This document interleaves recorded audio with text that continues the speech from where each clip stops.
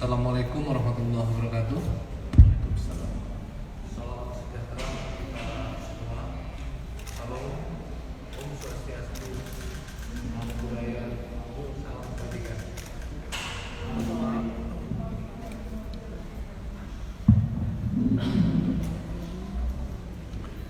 Tes yang kami hormati Bapak Wadir Tindak Pidana Eksus Bareskrim Polri, yang kami hormati Kasubdit 5 Direktorat Tindak Pidana Eksus Bareskrim Polri, penyidik Direktorat Siber, dan tentunya rekan-rekan media yang saya cintai dan saya banggakan. Siang ini kita kembali bertemu dalam rangka press release dari Direktorat Tindak Pidana Eksus Bareskrim Polri, di mana beberapa waktu yang lalu setelah Direktorat Tindak Pidana Eksus ini melakukan pengungkapan, yaitu edisi cash, dan beberapa waktu lalu telah melakukan pengungkapan penipuan, penggelapan tindak pidana pencucian uang dengan modus obligasi fiktif, obligasi Dragon atau obligasi Cina. Kali ini Direktorat Tindak Pidana Eksus kembali menorehkan capaian atau melakukan penindakan, yaitu mengungkap dan telah menangkap para tersangka kasus penipuan, juga tindak pidana pencucian uang, tindak pidana perlindungan konsumen, dan juga tindak pidana yang melanggar Undang-Undang Informasi Transaksi Elektronika dengan modus para tersangka yang ditangkap menggunakan aplikasi yang mereka namakan RP Cepat, di mana aplikasi ini menawarkan pinjaman online melalui internet, di mana modusnya menjanjikan kepada pengguna, ternyata setelah dilakukan tidak sesuai dengan apa yang dia katakan, sehingga tentunya ini membuat atau meresahkan masyarakat. Ada laporan yang masuk di mana telah ditindaklanjuti oleh penyidik Subdit 5 Tindak Pidana Eksus, di mana kasus yang dilaporkan ini ternyata telah beroperasi selama 4 tahun, mulai dari tahun 2018, 2019, 2020 sampai saat ini 2021. Artinya kegiatan ini sudah beroperasi selama 4 tahun.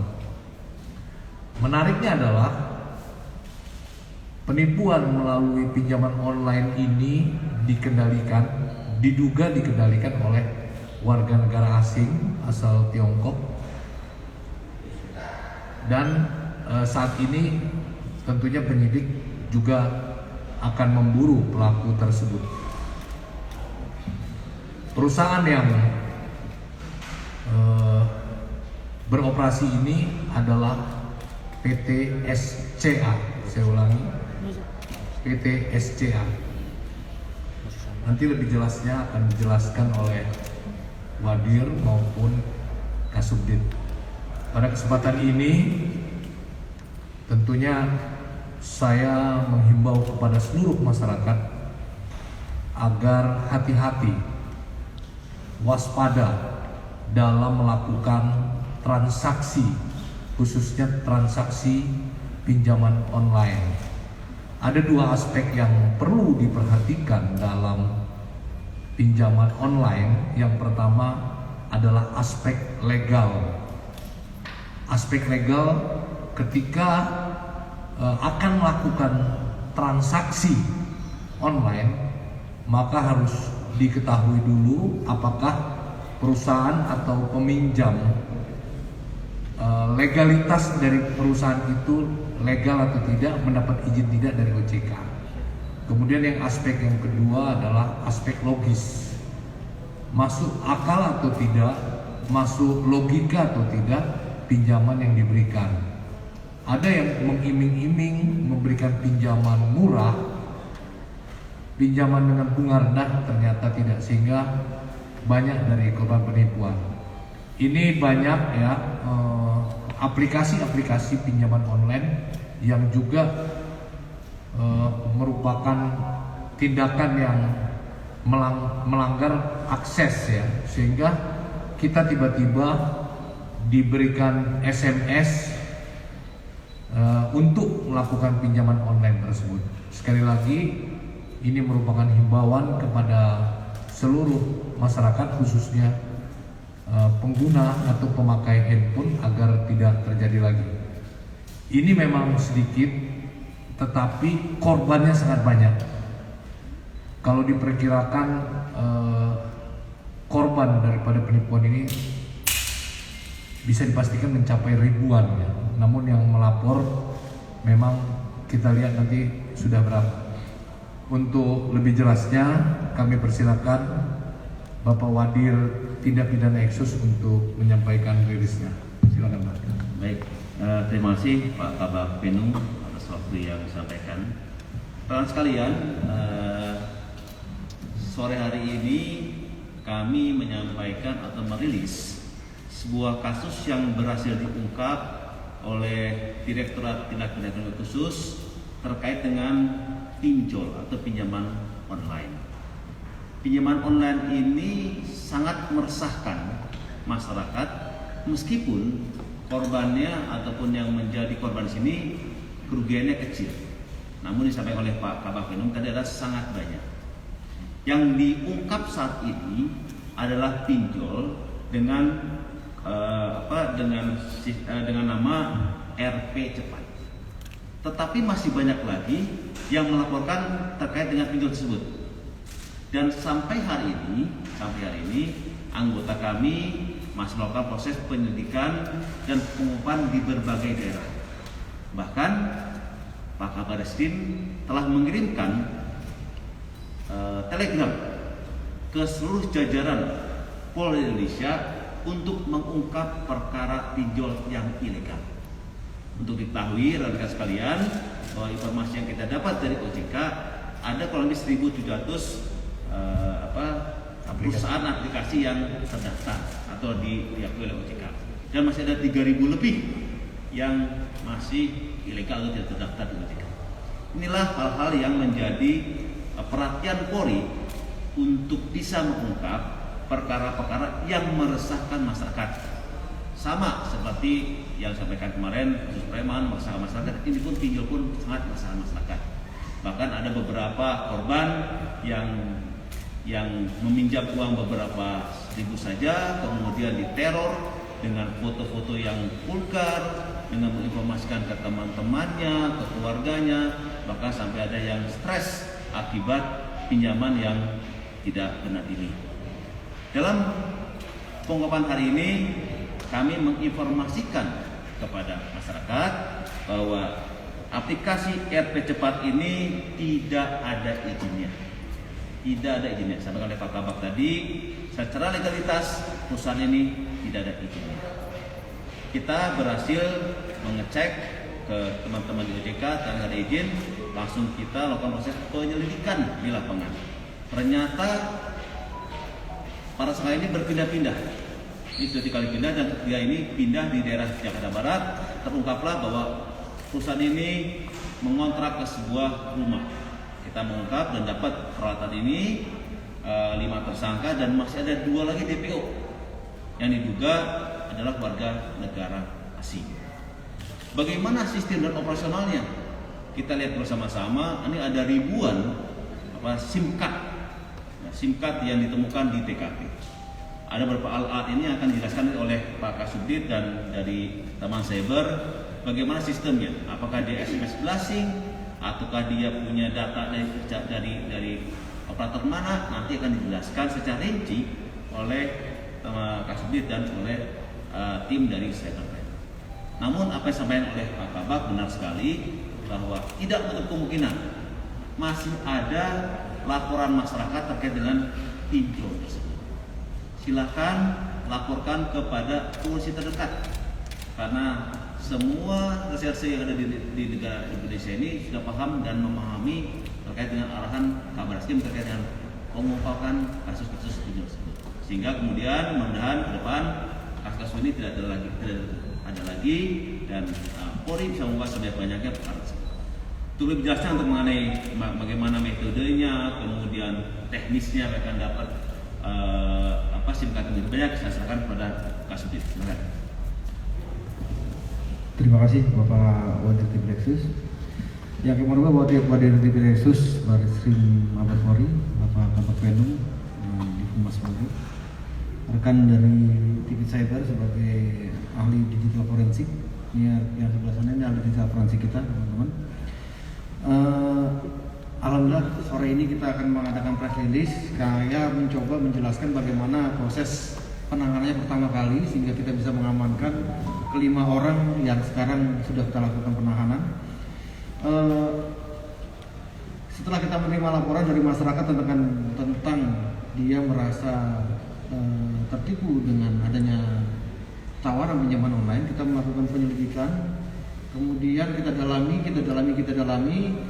Dari beberapa hasil penyelidikan kita ini kebetulan tidak satu sebetulnya, tapi yang berhasil kita dalami dan tidak berubah alamat email maupun alamat lokasinya itu hanya ini. Jadi ada yang bisa kita dalami dan waktu itu sudah kita mulai lakukan pemanggilan untuk memastikan adakah tindak pidananya, karena pinjaman online ini kan berkaitan dengan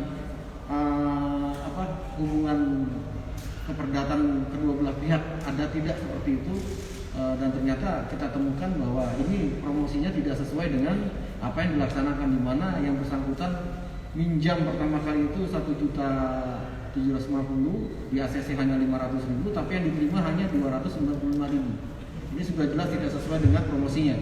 Jadi dipotong di awal itu sudah hampir 20% lebih bahkan. Dari sini yang bersangkutan merasa dirugikan, memang kerugiannya sedikit. Ternyata kami juga mendapat informasi bahwa SMS blasting yang dilakukan pinjaman online ini di luar itu sudah sangat meresahkan masyarakat, bahkan sudah mencapai tahap pembulian, lalu bahasa-bahasa sarkasme dan sebagainya. Setelah kami pastikan lokasinya di mana, kami lakukan penggerebekan. Pada saat kami melakukan penggerebekan, ternyata lokasi yang kami duga tempat kantornya itu sudah berpindah. Memang nggak terlalu jauh, yang awalnya di ruko pindah ke rumah sewaan. Nah, kami gerebek rumah sewaannya, lalu kami dapatkan kelima orang yang di belakang kami ini. Sebetulnya ada beberapa, tapi yang lain hanya tukang-tukang bersih dan kuli bangunan. Inilah yang kita mintai keterangan. Saudara E, saudara R, saudara B, saudara C, dan saudara S. Ada 5 orang yang kita lakukan penahanan, di mana barang bukti yang kita hadapi di depan ini adalah alat-alat mereka. Dan ternyata setelah kita dalami, mereka ini bekerja seperti robot, ada pengendalinya.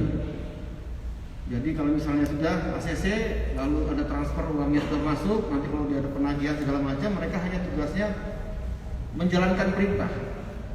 Alat-alat di depan ini hanya mereka tukar kartu, lalu pakai laptopnya SMS jalan berangkat, sekali SMS mungkin mencapai 1000 nomor yang di SMS, kira-kira seperti itu.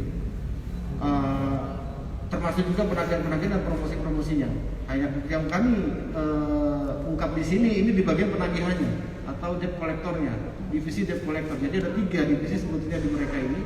Yang pertama adalah divisi promosi, kedua divisi ACC, dan ketiga adalah divisi debt collecting. Nah, divisi debt collecting ini kita belum bisa memastikan jumlah keseluruhan secara tepat. Diperkirakan ribuan tadi itu para korban yang sudah di SMS dan dilakukan pembulian maupun penagihan. ini perlu pendalaman lagi, dan kita sudah kerjasama dengan ahli digital forensik Mabes Polri untuk mengakses ke dalamnya. Ada apa saja di dalam. Dari ini ternyata siapa yang mengendalikan adalah kedua warga negara Tiongkok yang sedang kami lakukan pengejaran tadi seperti sampaikan. Itu bisnis proses yang kita dalami dari para tersangka ini. Dan selanjutnya proses tetap akan kita lakukan, dan semoga tidak ada lagi korban dari masyarakat. Yang terpenting lagi adalah bahwa pinjaman online ini, atau bahasa kerennya financial technology melalui peer-to-peer lending itu banyak yang legal, tapi lebih banyak yang ilegal. Jadi harus lebih hati-hati di masyarakat untuk menyikapinya, jangan sampai terjadi hal-hal yang tidak kita inginkan. Bagaimana cara menentukannya? Silahkan buka saja, dan selalu ada sosialisasi dari saudara rekan-rekan kita di OJK tentang pinjaman online atau peer-to-peer lending yang legal tadi ini. Itu saja dari kami. Terima kasih. Assalamualaikum warahmatullahi wabarakatuh. Baik, terima kasih Bapak Wadir dan Bapak Kasubdit.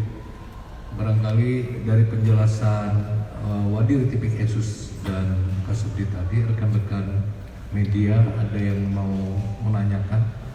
Silakan. Silakan. Total korban yang sudah melapor ada berapa orang? Jadi Pak Ibrahim Pas TV, total korban yang sudah melapor untuk aplikasi ini berapa orang, dan ada berapa aplikasi yang saat ini masih dimonitor oleh Baris Polri? Ya, silakan Kasubdit langsung bisa jawab. Kalau maksudnya mungkin alamat email pada saat kita mendaftar itu ya?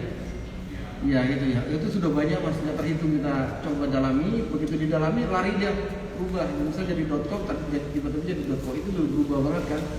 Gitu ya. Nah, itu memang sudah agak rumit kita untuk mengejarnya karena berubah-ubah terus dia aplikasi dan alamat email aplikasinya. Nah, untuk korban yang sekarang ini kita mendengarkan baru 4 orang sebetulnya.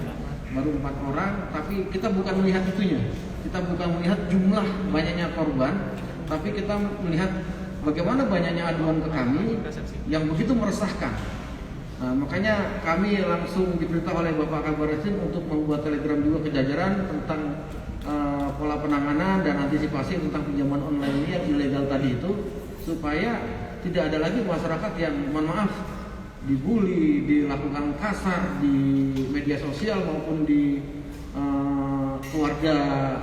Karena begini, begitu Anda akses, Anda ya melakukan pinjaman, oke, Anda accept semuanya, ketentuan segala berlaku accept, itu data Anda di dalam handphone Anda itu daftar kontak ini disedot sama mereka, sehingga di saudara-saudaranya mereka inilah yang banyak dikasih tagihannya. Misalnya si A telah melakukan pinjaman di sini, nggak kabur ini, bahkan sudah ada yang lebih kasar lagi yang setelah kita lakukan penyelidikan lebih jauh. Itu lebih parah lagi, sudah fitnah sifatnya, dan ini yang lebih meresahkan. Jadi kita harap jangan lihat jumlah ini yang melapor, jangan lihat jumlah korban secara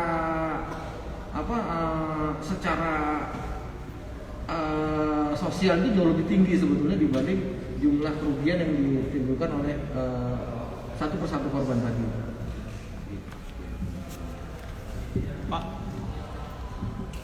Oke, gimana? Ya, baik. Izin Pak mau nanya sedikit Pak terkait kalau untuk perkara yang RP cepat ini ya, itu tuh dia sebenarnya modus untuk mendapatkan data pribadi kan dibilang kan bisa disedot ya Pak. Itu apakah terpengaruh dengan kebijakan OJK yang memberikan email ya Pak kepada para penyedia layanan ini atau gimana sebenarnya? Terus juga cara mereka mempromosikan supaya dapat data-data pribadi orang sebegitu banyak, gimana caranya? Dan kan tadi tercatat katanya masih ada sekitar 3.000 lagi itu Pak pinjol yang tidak ilegal lah dalam tanda petik ya. Nah, itu tuh bagaimana cara menertibkannya Pak yang 3.000 itu? Nah, terima kasih. Baik, terima kasih untuk pertanyaannya. Saya mau tambahkan dulu tadi yang ditanyakan tadi. Jadi ini baru salah satu saja, RP cepat. Masih banyak lagi yang informasi dan laporan kepada kita yang kita masih dalami penyelidikannya. Makanya saya sampaikan tadi, kita menginformasikan para polda-polda di daerah untuk sama membantu kita terkait dengan penguapan perkara ini. Banyak, ini ada RP cepat, mudah sekali, banyak sekali. Nah ini kita lagi ungkap, mudah-mudahan ada di Litku ya, di Litku Itu mudah-mudahan kita dalam waktu dekat ini bisa mengungkap kembali dan mengembangkan kali. Terkait hal ini kita masih dalami, ya masih dalami terkait dengan SMS blasting tadi. Ya makanya saya pernah buka satu nomor itu selama 3 bulan itu mengirimkan ke 8.000 orang satu kartu. Saya ada cek satu kartu namanya dompetku, itu satu kartu itu ke 8.000 orang selama 3 bulan. Jadi nomor yang cuma satu. Nah, supaya Anda bayangkan kalau satu kartu 8.000 ini berapa ratus atau ribu, kalikannya berapa ribu. Jadi dia kirim sekali kemana-mana semuanya. Nah, data ini akan didalami oleh teman-teman dari cyber. Ini masih didalami oleh teman-teman cyber. Apa sih isi-isinya ini semua, kemana saja? Karena banyak kan korban itu, Anda bayangkan pinjamnya 1,7 juta, dapatnya 500.000, dapat di tangannya cuma 290.000 saja, mengembalikannya ke 2 juta nantinya, ya. Bahkan ada yang minjam uangnya 3 juta, kembalikannya 60 juta, karena bunga berbunga. Kalau tidak dibayar, dia akan membuat ke teman-teman yang tadi bahwa si A ini telah mengambil uang perusahaan, bahkan tadi lebih kasar lagi, udah foto-foto udah di crop kemudian dikirim gambar-gambar yang tidak senonoh, itu banyak sekali. Nah itu untuk itu ini masih pendalaman, mudah-mudahan ya ini baru satu kasus ini, ke depan kita bisa mengungkap perkara yang lain seperti dompetku, dan lain sebagainya. Itu yang mengenai saya. Silakan rekan-rekan, ada yang lain? Apa sudah jelas? Ya. Izin Pak, tanya Pak, saya Nia dari Pak. Ini Pak, tadi soal SMS blasting itu kan datanya apakah ada datanya itu didapatkan dari mana selain dari penyedotan dari handphone masing-masing orang yang menginstal aplikasi, apakah ada sumber data lain? Nah terus terkait pidananya, apakah ini akan diarahkan ke soal ini juga Pak, penyalahgunaan data pribadi masyarakat? Terima kasih. Baik, kami jawab. Jadi dari mana datanya didapat sehingga misalnya SMS blasting tadi itu ya?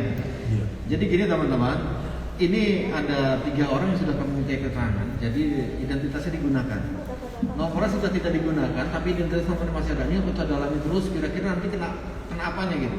Maka di dalam perkara ini juga kita kenal undang-undang ITE, yaitu illegal access, di mana para pelaku melakukan akses ke nomor-nomor yang sudah tidak aktif itu, lalu mengambil data. Sementara, jadi 2 kali dia ngambil data dari nomor yang ilegal tadi itu, nomor yang sudah nggak aktif, ada nomor yang Anda nggak pakai ini nomor. Mungkin di teman-teman juga ada yang pernah nomor gue itu kok bisa dipakai ya? Nah, ini berarti mungkin ada datanya lagi diambil nih gitu. Ngerti ya maksud saya? Ya. Jadi 2 kali dia. Pertama, dia ngambil nomor yang sudah tidak aktif tadi atau nomor orang dihack, diambil datanya. Yang kedua, yaitu yang dari yang daftar nanti online. Begitu dia daftar, accept aplikasi kerja, nyedot. Nah, nyedotnya ini diambillah ke dalam laptopnya, lalu kemudian dia akan tulis SMS-nya pun mereka ini nggak ngerti isinya. Ini di belakang kita ini nggak ngerti isinya, semuanya sudah dari pengendali. Yang 2 orang, mohon maaf, yang 2 orang Tiongkok tadi itu, diduga 2 orang Tiongkok tadi itu masuk melalui laptop, masuk dia langsung diketek gini aja langsung nih, ada berapa nih? Ini nggak cuma segini nih, tuh yang di bawah juga banyak. Jadi sekali send, kira-kira berapa kartu itu yang masuk itu. Nah setiap kartu itu sudah mencakup identitas yang tadi disampaikan. Sehingga akan banyak ke dia. Jadi SMS ke nomor ini sekali setelah keluar semua, langsung ke nomor saya. Banyak sekali. Atau ke nomor yang ada di kontak, bisa bapaknya, bisa ibunya, bisa saudaranya, bisa temannya, bisa pacarnya. Paham ya, kira-kira begitu kira-kira caranya. Makanya kita kenakan juga undang-undang ITE berupa illegal access dengan ancaman 10 tahun. Ya.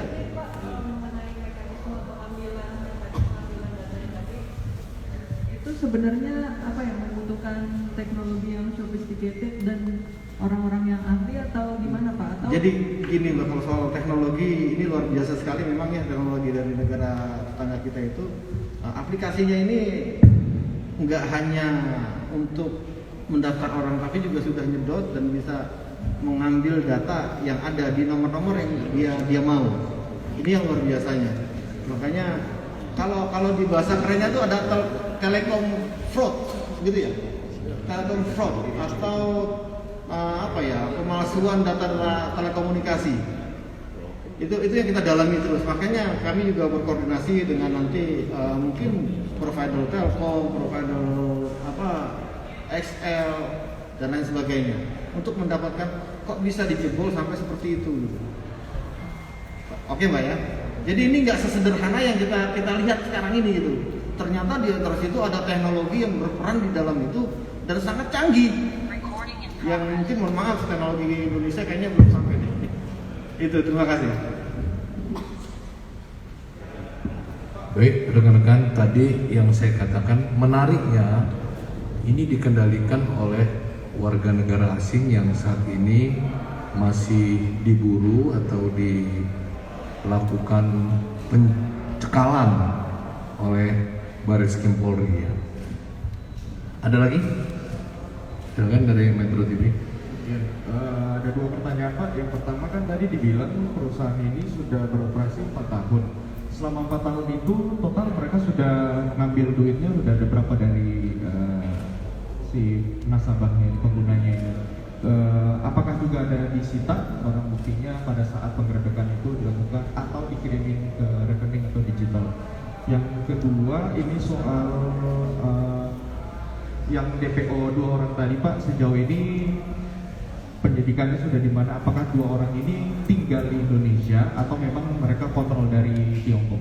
Terima kasih Pak. Kalau yang 2 diduga menjadi otak dari perusahaan ini diduga masih di Indonesia. Kita sudah melaksanakan pencekalan terhadap 2 orang WNA ini ya. Karena masih kita cekal, kita pun masih mencek keberadaannya, mudah-mudahan masih di Indonesia. Ini masih kita dalami. Terkait dengan berapa sih jumlah yang sudah diambil dari perusahaan ini selama 4 tahun, sudah dapat datanya? Itu yang sedang kita, karena semuanya data ada di dalam sini ya, di dalam sini. Jadi itu yang kita ahli digital forensik sedang dalami untuk kita ambil kira-kira sebetulnya jumlah fix data dan kerugian maupun apa juga yang ditimbulkan dari kegiatan mereka ini selama 4 tahun itu sudah berapa, moga-moga ada. Karena kalau dari informasi para tersangka yang kita amankan ini, itu dia hanya mengandalkan pakai handphone aja, makanya dia bisa mobile kemana-mana. Jadi ternyata handphone kita ini luar biasa, terutama yang untuk ininya gede-gede mungkin ya. Itu yang bisa saya katakan. Jadi kita belum bisa memastikan karena memang perlu di digital forensik untuk bisa menetapkan kira-kira besarannya selama ini sudah berapa. Tidak ada semuanya. Nah itu yang saya bilang ini itu tidak sesederhana yang kita bilang. Karena saya bilang ini peer-to-peer lending melalui financial technology itu tadi itu.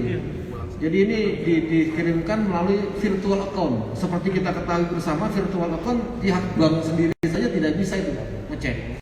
Anda mungkin punya aplikasi OVO gitu ya, atau Gojek. Yang bisa melihat rekening Gojek itu hanya Anda sendiri, betul? Kecuali Anda lihat handphonenya ini rekening gue gitu. Tapi yang tahu rekening Gojek, GoPay itu Anda sendiri. Sama juga virtual account, yang bisa melihat virtual account hanya Anda sendiri. Pihak bank aja hanya membuka rekening tapi isinya nggak tahu, betul ya?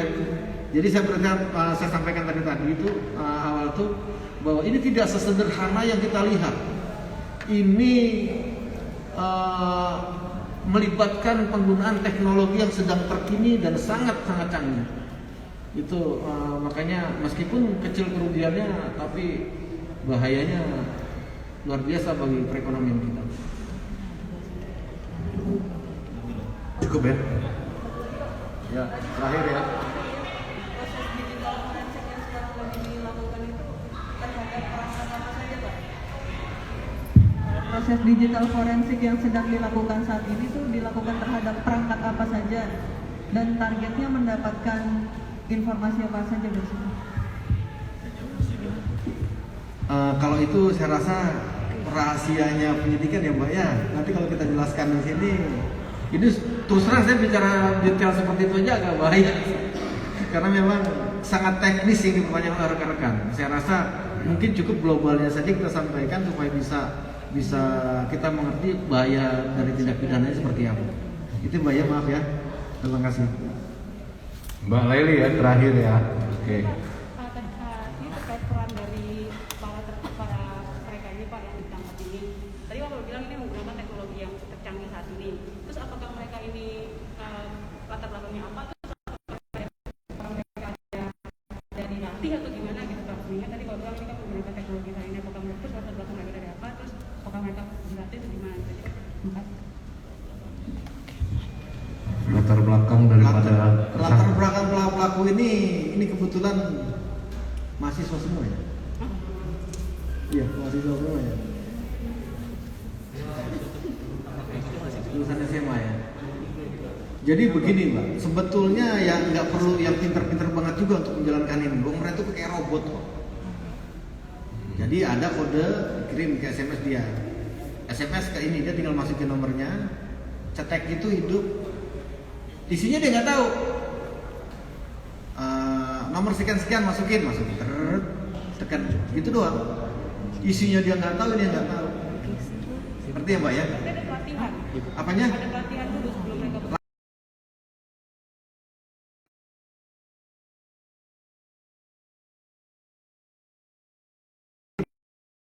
ini dan ini gitu kok.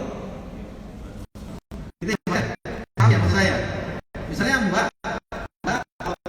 saya kasih SMS 1, 2, 3, Mbak buka pintu, lalu Mbak tutup kembali, lalu Mbak kunci.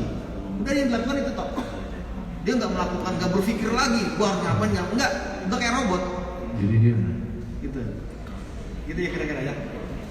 Jadi kira-kira yang di depan ini ya ini untuk menempatkan SIM card ya. Ya, coba bayangkan seperti Pak Wadir jelaskan tadi, dalam 3 bulan satu kartu bisa 8.000. Rekan-rekan bayangkan itu lubang SIM cardnya itu banyak sekali ya. Kalau itu ada 100 ya berarti kali 100 ya. Bisa 800.000 yang terkirim, kira-kira seperti itu. Kira-kira kalau terkirim begitu tentu ketika ditemukan orang yang memerlukan uang atau mencari pinjaman uang susah, tidak menentukan kemungkinan, apalagi dengan iming-iming yang bunga rendah, kemungkinan dia akan tertarik ya. Gambarannya seperti itu ya. Baik, kalau tidak ada lagi, terima kasih rekan-rekan media atas perhatiannya. Saya tutup. Wassalamualaikum.